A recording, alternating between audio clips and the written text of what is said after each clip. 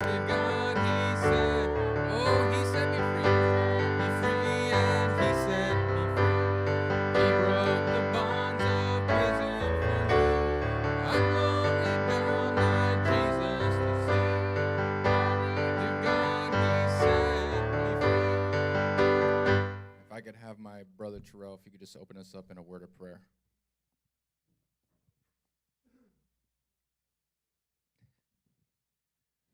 Terrell, you could pray.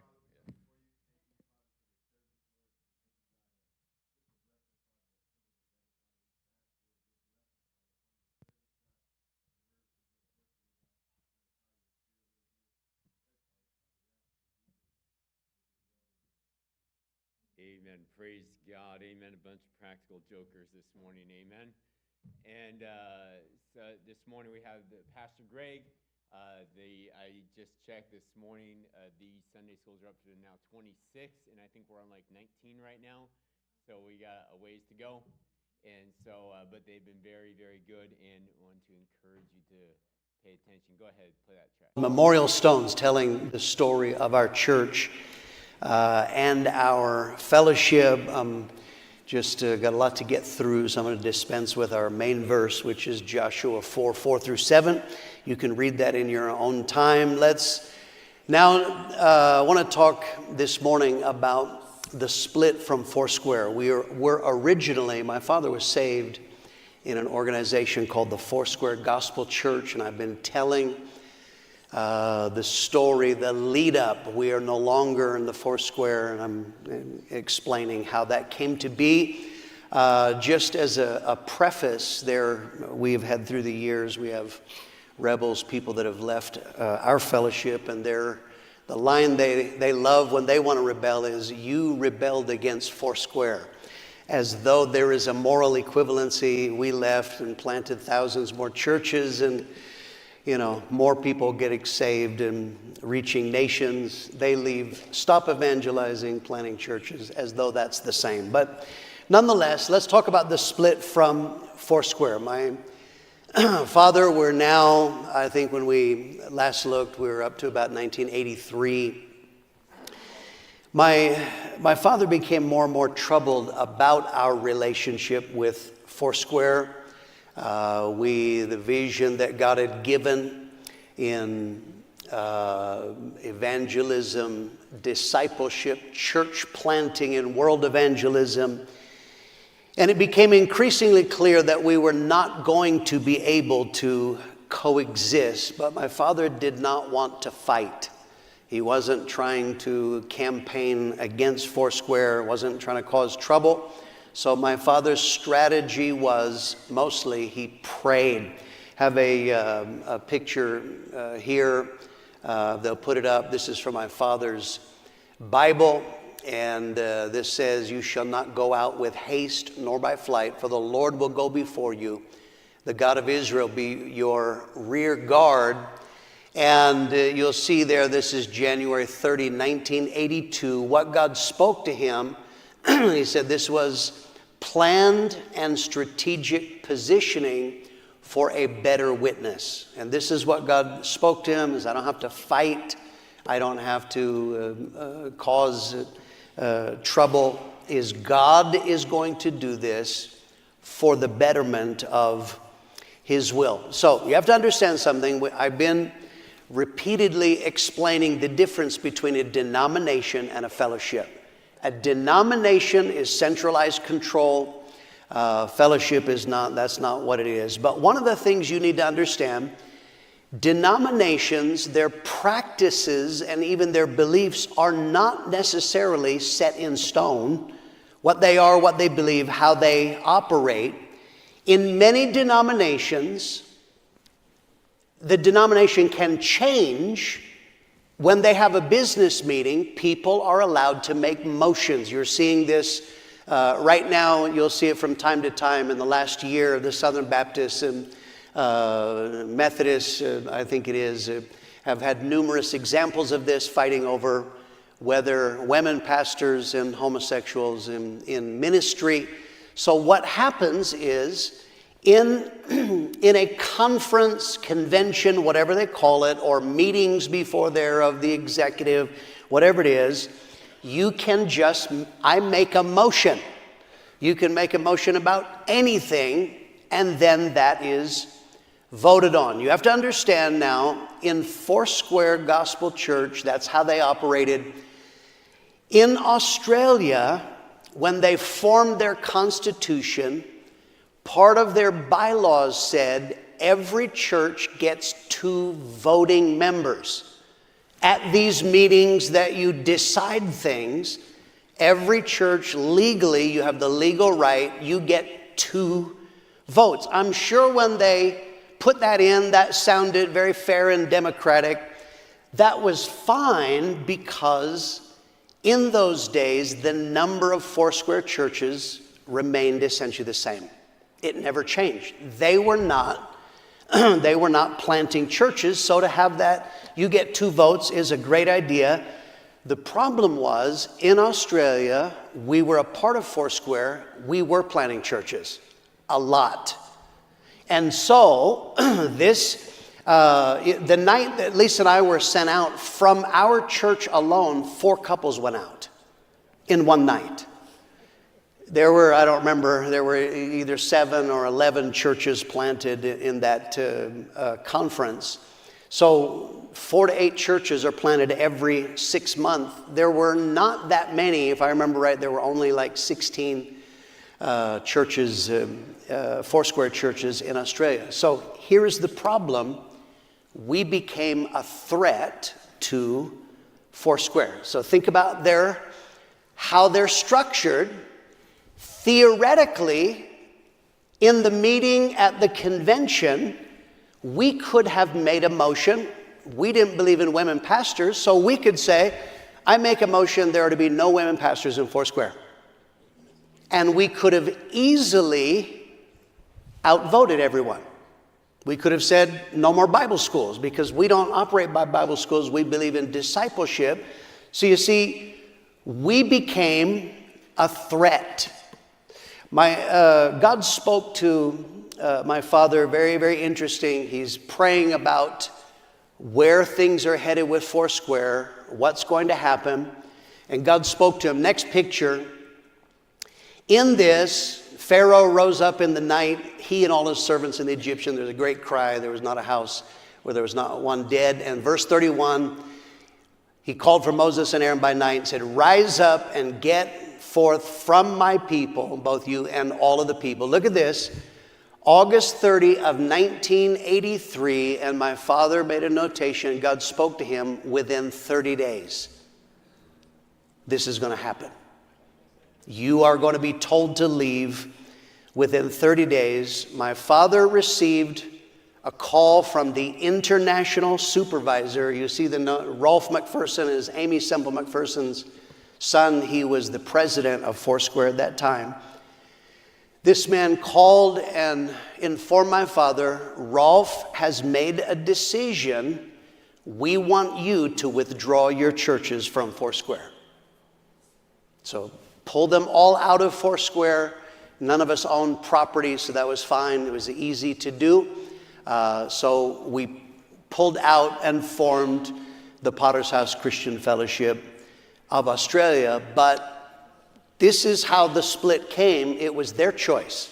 It originally was their instruction, and so we followed that. Now, initially, that was only in Australia because Australia had that in their constitution. I don't think it was the 2 voting member thing. I don't think it was quite like that in America.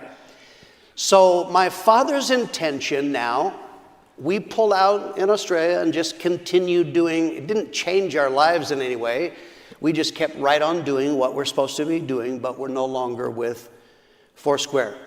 Dad's intention, this church in Prescott originally was Foursquare. His intention was to continue to stay and in Foursquare and keep doing what God told us to do from within. But he didn't think they were going to let him do this. That was his intention. Again, he wasn't campaigning, he wasn't rallying, but he didn't think that they would do this. Here's another picture out of his Bible. Next one. And is that the one? Don't change on me here. Okay, for they have not rejected you, they've rejected me, that I should not reign over them. And he's speaking about this. The International Board of Foursquare is what this is in reference to. This is in January of 1984. This is leading up. February was when they were going to have their convention. And so again, he felt God speaking to him that there was going to come a rejection. But his conclusion was, I am not going to fight that. I am not trying to fight. I'm not trying to cause trouble. Next picture. Now you can go there. If he says, I have no delight in you, here am I. Let him do to me what seems good to him. February of 1984, and my father's note was, in the international conflict, I yield my cause to God. Let him vindicate. In other words, what my father is saying there is, I am not going to fight back. That is not, I am absolutely not wanting a fight, but he didn't believe that they were going to allow us to continue doing what we do from within Foursquare. Foursquare holds their convention every year. I don't know if they still do this, but they used to move it around. I told you one time they held it here. They held it in 1984 in Glorieta, New Mexico. There's a conference center there on the way between Albuquerque and Las Vegas, I think. They had a meeting there of the supervisors, the executive council before convention, and this is where they discuss business. And this is the time in which you are allowed to make motions. What do you think should happen? And any voting member was able to make a motion. So whoever was leading the meeting said, is there any business to discuss? Are there any motions to make? The very first man stood up and he said, I make a motion that we throw the Arizona Fellowship out of the Foursquare. That was the first one. And for the next 2.5 hours, you have to imagine, pastors and wives attended. My mom is sitting there, which I think that sucks. But for the next 2.5 hours, person after person stood and attacked my father and what we were doing and all the things they felt was wrong. My father would not fight back because that was what he felt from God. He wasn't trying to fight these people. He's going to leave it with God. So for 2.5 hours, they actually left it kind of unresolved. They never resolved that issue. I think what they did as a political move is they said, we're going to form a committee and look into that. That's a way of pushing it off in politics. So Dad left there, and this is kind of well known of pastors of that day, is he left, went to, no cell phones in those days, went to a phone box at the convention center and called Harold Warner, and he said, Harold, it's not going to work. They're not going to let us work from within. It's clear that there has to be a separation. But again, Dad didn't want to fight with them, so the following week, he called Foursquare headquarters and he asked the question, what do we have to do to be released without a fight? We don't want to fight you. We don't want to go to court. We don't want to campaign. So what do we have to do? If you don't want us to be in Foursquare, now clearly we can't be in Foursquare. What do we got to do? And their answer was, buy the buildings. Their answer was, it was all about property. So you have to understand how Foursquare operated. If a local congregation, if you raise money to buy land, built a building, or if you purchased a building in Foursquare, the local congregation did not ever own the building. They didn't hold the title. The international organization held the title. Now, the reason for that What happens, normally there's always a reason for any kind of rule, and what had happened in the past is they had men who rose up, rogue pastors, who ripped them off, who decided to no longer be in Foursquare and stole the property as they left. That's their reasoning of why it was held centrally. And so, but they said, this is what it is. Remember, we had a tiny little building on Lincoln Street when we came that seated, 65, 70 people. The church did own the property on Ruth Street. From within, in the congregation, we raised the money to build that building. And so now, what they said, even though we raised the money, they said, you have to buy the building from us. And so, in July of 1984, at conference, we announced this, that we are leaving Foursquare, and that the price of that is we have to buy the building. And so in that conference, an offering was raised, and we raised and paid $500,000 to Foursquare, technically for a building that we had already paid for. Tucson, I asked Harold Warner. They were the other church at that time, the only other church that actually owned property on their own. And so what was the price for Harold to be released in the Tucson church? Harold Warner told me the other day, he said their price was $25,000, and Harold, he's in a wheelchair, he said they gave me the handicap discount. So that probably looked a little better. So people, today are, can you believe it? We had to pay. I'm actually okay with this, is that I understand the reasoning. It's to prevent rogue pastors from stealing, but nonetheless, that is what we do. So from that moment, all of our churches, all of our fellowship churches, that at that time was like 265 churches, we all withdrew from Foursquare around the world. There were churches that were in existing Foursquare buildings. In that case, they simply handed the building back to Foursquare and went and rented or ultimately bought on their own. But from July of 1984, all of our churches around the world, any of them that still called themselves Foursquare, we all changed our name. Typically, our umbrella organization is Christian Fellowship Ministries, but we go by the Potter's House, the Door, or Victory Chapel. Those are the three most common names. What's sad about that is in later years, you could hear, how did Foursquare view that? And one comment that I think was sad, how did they view losing 265 churches that were church planting centers that were reaching the world? They said, at least we didn't lose any property. And that was my dad's point all along. He said the problem with denominations is they start valuing the wrong things. And one of the things he said all along is he said denominations value property over people. But that was their opinion. So this then brings us to the conclusion of Foursquare. I've given you it was a 14-year path to us no longer being in Foursquare.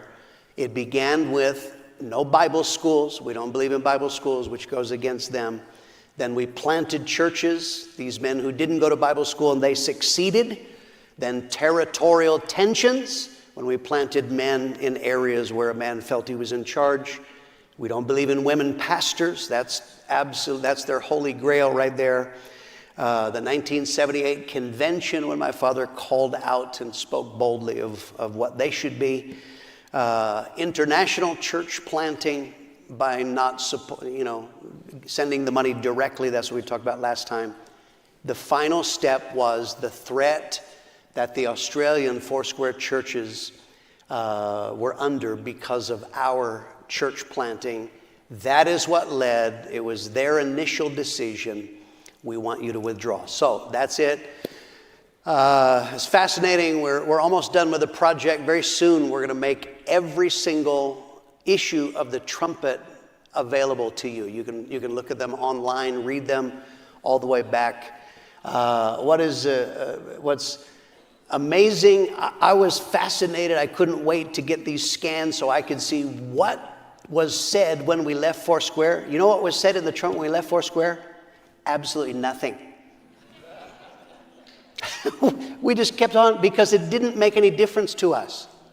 We just kept doing what we were called to do. Our calling is conversions through evangelism, discipleship, church planting, world evangelism. When we left Foursquare, we just kept doing that, and nothing changed. Let's talk about a second thing in our history, and that is my father's return to Australia. I explained to you when Dad went to Australia, his heart was actually, he wanted to stay there forever.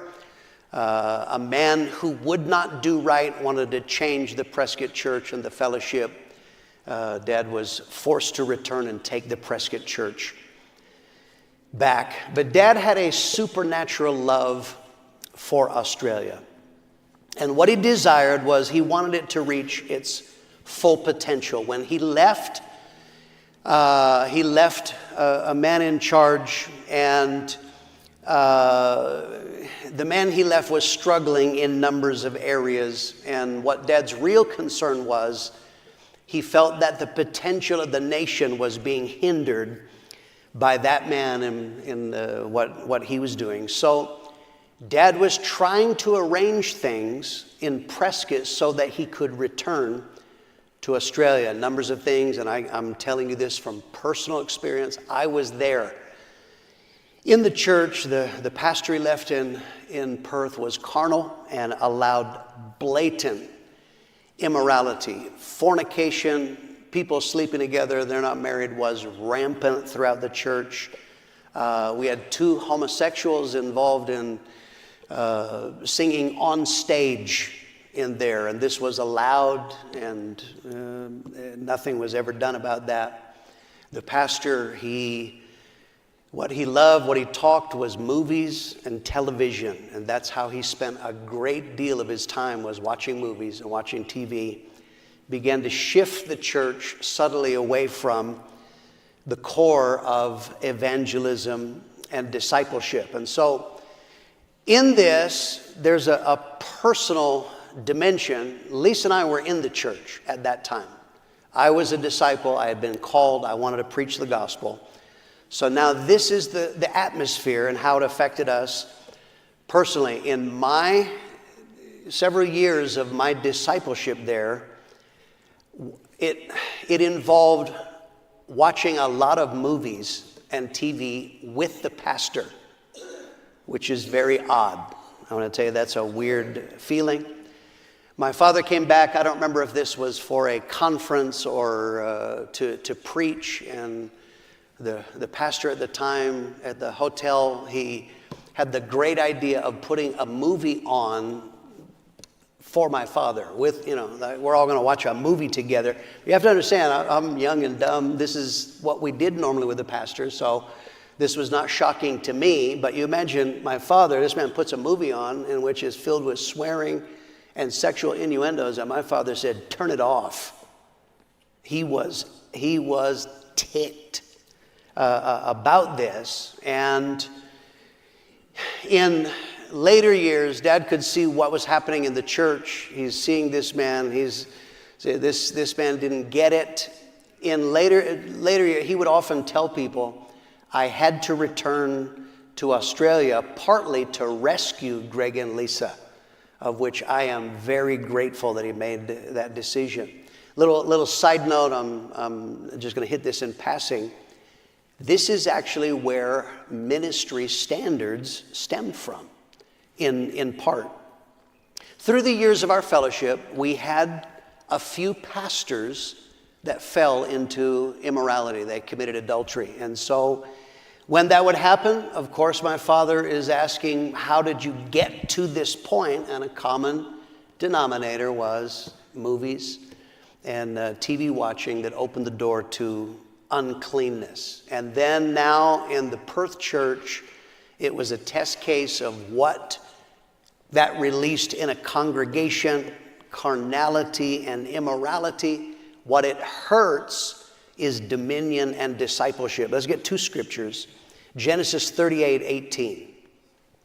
He said, "What pledge should I give you? Your seal and its cord and the staff in your hand," she answered. So he gave them to her and slept with her, and she became pregnant by him. Okay, your seal. Whenever there is moral uncleanness, the seal was a symbol of authority. That's how you transact business.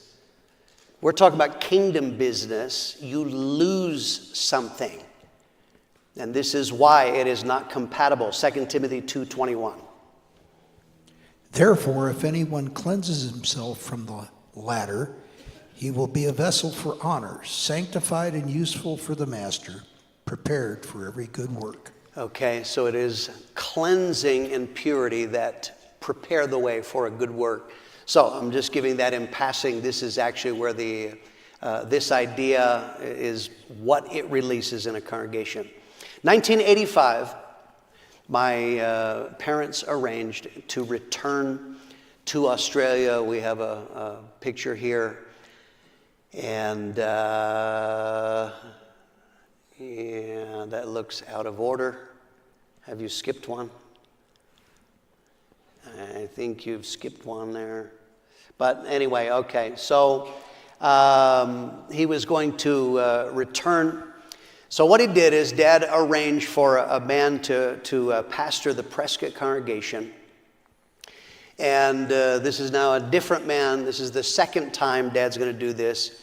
And he took over the pastorate of the church in Perth, West Australia. We had now moved from where we were in Mount Lawley. Now it was located in a suburb called Scarborough. Perth was probably 800,000, under a million in those days. But Scarborough was 2 blocks from the beach. That is where you see, when I showed before the photos of baptisms, we would do that down in Scarborough. The moment that Dad took over the church in Perth, he had to clean house. Literally, he had to clean house morally. I was trying to think of the exact number. I believe the number could be, when Dad took over, he started preaching on sin. He started disciplining people who were immoral. He was not okay with the homosexual singing on stage. That's not okay with him. He's preaching on this. I believe the number of people that we wound up losing from the church could have been as high as 170 people, because I'm telling you, it was rampant in the church.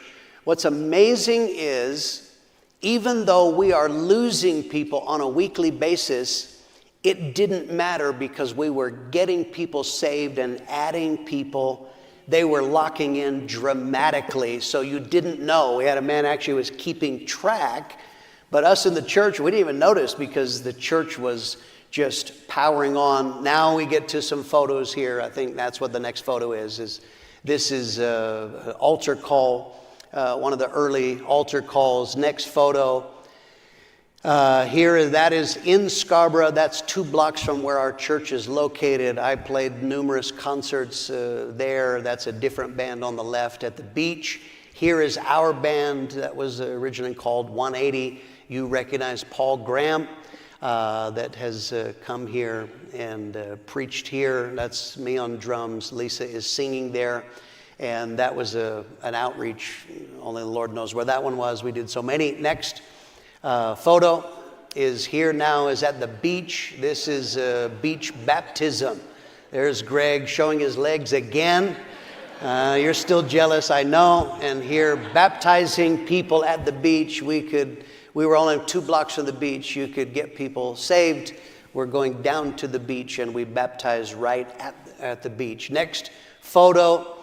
This is the building. This is 62 Scarborough Beach Road. This is a monument to me. That is the building where Lisa and I were married.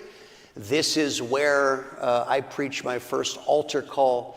I ultimately was on staff in that building when we were sent out. That was the building. We played many, many concerts in that building. Next photo. here is that building from the inside, absolutely packed out, predominantly young people. I mean, it was alive. And so even though Dad was cleaning house, God was adding daily such as should be saved, and God was helping us. Next photo is during this era. Here is a young and thin Paul Graham with Dad, and this is in that same era.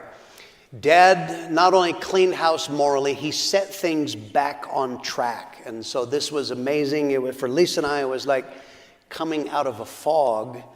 Dad had a way of reminding you what we are supposed to be doing. And it was like, oh yeah, it's supposed to be about people and calling, the calling of God. I realized, I won't bore you with details of how I got there, but I realized I didn't have a love for people like my father had. And I asked him, how do you get that? How do you get a love for people? And my father said, Greg, pray that God gives you a burden for souls and a love for people. And that's what I began to pray, and that's what God did. Dad, the moment he took over, he turbocharged discipleship, got it back on track. The atmosphere of the church absolutely changed from movies, talking about the latest movies, to the will of God. Discipleship, set it on track, and he began planting churches, a lot of them. Next photo, here's Alan and Merle Jones, the first Aboriginal couple that was ever sent out. Is Alan, he actually just passed away, I think, a couple of months ago. Alan and Merle were sent out. I think Dad is sending them to Sydney. In that photo, the next photo here is the church that is now Waltham Forest, that couple in the bottom right, Peter and Peter Behrman. You see there, that is a picture of the conference that we met for a while in the Pagoda Ballroom until we couldn't fit in there anymore. But that couple, that was the couple that was sent out before Lisa and I. And so Dad got things back on track. I'm going to tell you about my father's wisdom.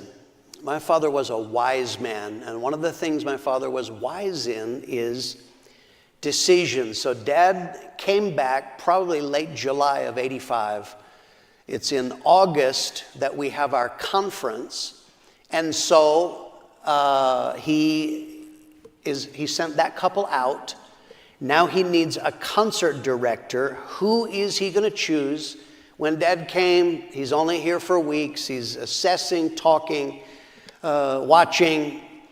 Dad felt that Lisa and I, that we were the best choice to be the next concert directors, but Dad understood human nature. He knew what would happen is if he arrived and says, and Greg and Lisa are going to go on staff as concert directors, people are going to say, oh yeah, you just chose him because he's your son. Like, I've never heard that one before in my whole life, I want to tell you that. So my father's wisdom is he didn't rush. He didn't just make an arbitrary decision. In his wisdom, and think about how many he could choose whatever he wants. He had shown that he's very good at making decisions, but what he did is he started asking people, who do you think should be? This is not a popularity contest, but he wanted to hear from other people, who do you think should be the concert director? This is actually a biblical principle. Acts 6, verse 3. Brothers, choose 7 men from among you who are known to be full of the Spirit and wisdom. We will turn this responsibility over to them. Okay, so this is biblical. What that means is when someone has a touch of God on their life, other people should be able to see it. Now, sometimes, we're surprised, but it's rare that we ever plant someone and people go, what? What in the world? So this is what Dad did, and apparently when he spoke to all kinds of people, they felt that there was some kind of consensus that Lisa and I were the best choice. And so in October of 1985, when I moved to Australia, October of '81, I began a 4-year apprenticeship. The moment that I finished my apprenticeship, my dad immediately asked us to come on staff as concert directors. I want to give you a final thought here. I'm telling stories, and will continue to do so, of nations, people, different ones, because I'm trying to give you the idea that this is not a program. God is involved in this. My father's statement again and again, this is a work of God and not of man. If it is of God, one of the things that you learn, I've been telling some stories, I'll tell more, God is able to guide us into his will. So, I first learned this when we were going to be sent out in February of 1986. I had only been on staff for 4 months, and now it's conference time in February. I was at a disadvantage. I moved to Australia in 1981. Apart from the few little country towns in West Australia, I had never been anywhere. And so everybody else who was on staff, they're going to go somewhere else unless it was a crisis or a need.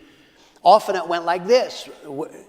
I want to go to that city. Why? Because that's where I grew up. I want to go to that city. Why? That's where I went to university. I want to go to that city. That's where I used to serve for. They had a natural connection. I hadn't been anywhere. So I didn't have any natural leaning of where to go. And God was not saying, Greg, like, yes, Lord, where should I go? So what I did, I used common sense. Common sense in godly things is holy logic. This is how I thought. I'm from Prescott, Arizona. Remember, Prescott was 13,000 people when we moved here. There were 2 major cities, one of 5 million, one of 4 million. I thought that was just too big. I didn't think I could handle a city of millions. On the other hand, I hate small towns. So I began logically then, I began looking for cities of at least 50,000 and maybe 500,000 and under. For some of you young people, I have to educate you now, there didn't used to be Google. I don't know if you know that. So I had to buy an atlas. It was a book of maps and information. I bought an Australian atlas, and I started looking, and I found 3 options in Australia. 2 of them were in New South Wales, Newcastle, Wollongong, and then on the island of Tasmania, a city called Launceston, on that island. So I called the area overseer in the place where 2 of those cities were located. What do you think about them? Usually he raved. He was like the evangelist for New South Wales. I said, what do you think about these cities? And he said, yeah, they're okay. He wasn't enthusiastic. I'm going to move my life there. If you're not into it, I'm not excited about it. I called the pastor who was on the island of Tasmania in a place called Hobart, and I said, what do you think of Launceston? He raved, oh man, that's the greatest city.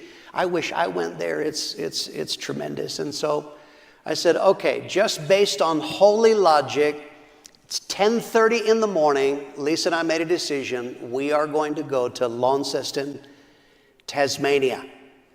I had never heard of this place until 2 days before when I bought this atlas and started looking. Let me show you a picture of the beautiful city of Launceston, located in the Tamar Valley. Beautiful city. I never realized how beautiful it was when we were there. We were working our butts off, so I missed how beautiful it was. It is a fantastic. 10:30, we're going to go to Launceston. We had arranged to go to lunch with a couple. 2 hours later, we're sitting at lunch, and the lady said, I am praying because we really need a church in Launceston, Tasmania. I never heard of this place before. The next night, Lisa and I go to a fellowship, a church. There's a bunch of people there, and I'm talking to a man, and out of the blue, he said, I am praying for a church. We need a church in Launceston, Tasmania. So this was clearly God. Any of your kids, I can show you the next picture. That is a Tasmanian devil. They really do exist. You think it's a cartoon, that's really there. Those are the ones that are outside the church. I had a few in the church, but that's that's a Tassie devil. So, but nonetheless, on the basis of this, so we're taking this, man, this is great. We're going to go. God confirmed we're going to go. So February 7, 1986, we were announced, Greg and Lisa Mitchell are going into Launceston, Tasmania. I'll show you 2 photos. Here's the first one. This is the conference. We now had to move to the Church of Christ building because we outgrew the other one. And this is where we met for conference. And here is the photo in the trumpet of a young Greg and Lisa that we were sent to Launceston, Tasmania. That is Friday night in conference. The next night, Saturday night, we're playing the concert. A lady lifts her hand. I'm pulling the altar call. A lady lifts her hand and comes down for salvation. Lisa prays with her the sinner's prayer and asks her, "Where are you from?" She says, "I'm from Launceston, Tasmania." I'm like, "Why are you here?" And here is the story. Her husband and her smoked a lot of weed. Their drug dealer said, "By the way, I'm going on holiday. You're not going to be able to buy any drugs." They said, "Where are you going?" He says, "I'm going on holiday to Perth, West Australia." They had friends there. They said, "We're coming too," because they could get drugs. So when they're there, her friend had gotten saved and invited her to the concert. The night after we are announced to go there, Grizina was her name. We called her Grizz. She had gotten saved, went back home, and she started telling all of her friends. Grizz, she's still in the church to this day. Such an interesting lady. She had friends. She was like the bridge between 2 completely different worlds. On the one hand, she was friends with a crowd of people from a bike gang called Satan's Riders. That was one crowd. On the other hand, she had friends that were together. They owned houses and jobs and all that. But she began telling all of her friends. We arrived on Tuesday. Thursday, we had Bible study in Grizz's house. And the wife of the vice president of Satan's Riders got saved on Thursday, 2 days after we got there.